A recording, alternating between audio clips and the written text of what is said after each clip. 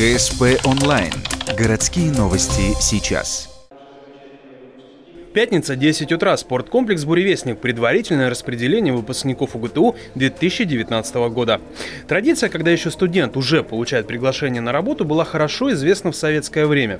Сейчас так происходит далеко не везде. Однако в Ухте такая практика работает 4 года. По сути, это массовая встреча молодежи с представителями самых разных организаций на одной площадке. Я бы не сказал, что это пережиток советских времен. Это довольно-таки актуальные мероприятия, проводятся по всей нашей республике, во всех городах на регулярной основе. Это позволяет даже нашим студентам, которые стесняются непосредственно прийти к работодателю на предприятие, здесь они более раскованно себя чувствуют, могут подойти, переговорить, узнать интересующую для себя информацию.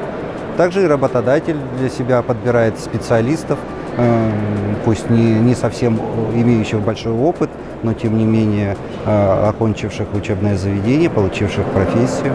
В этом году на распределение заявилось 28 организаций очно, и еще 14 прислали свои заявки для размещения на стендах вуза.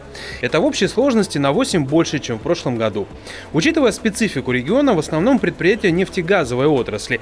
Однако не только ухтинские, есть гости из Московской области, Петербурга. Насколько формат одной большой встречи хорош, прокомментировали сами студенты. Мне кажется, полезно для студентов, которые выпускаются, потому что нам нужно искать работу, трудоустраиваться, и поэтому нужно такие мероприятия посещать. Трудоустройство, получается, легко будет, нелегко, легче будет найти работу. Тут находят, что надо, возможно, а кто-то нет. Не знаю, но для кого-то полезно, для кого-то нет.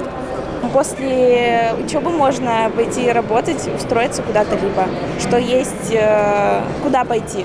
То есть вы не останетесь без работы. Полезно, конечно, потому что помогают понять, именно пообщаться уже с самими руководителями, понять для чего, понять, куда вы поступаете, кому работать идете.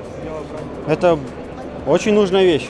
Помимо газовиков и нефтяников представлены в том числе местное образование, система ФСИН, контрактная армейская служба и не только.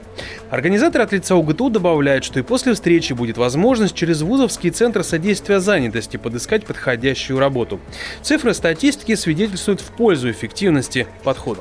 За 2018 год процент трудоустроенных вырос, то есть именно трудоустроенных около 41%, это если мы говорим о высшем образовании, а в целом занятых он 80%, 84%, поскольку очень многие студенты у нас уходят после бакалавриата на более высокую ступень, то есть магистратуру, очень много желающих обучиться, получить образование на высокой ступени. По поводу студентов СПО среднего образования, то есть специалистов среднего звена, немножечко меньше процент, около 37% трудоустроенных. Отсутствие отклика на резюме сразу не повод беспокоиться. До фактического окончания вуза студентам еще предстоит целый месяц. После можно будет продолжить поиски работы, в том числе через Центр содействия занятости УГТУ.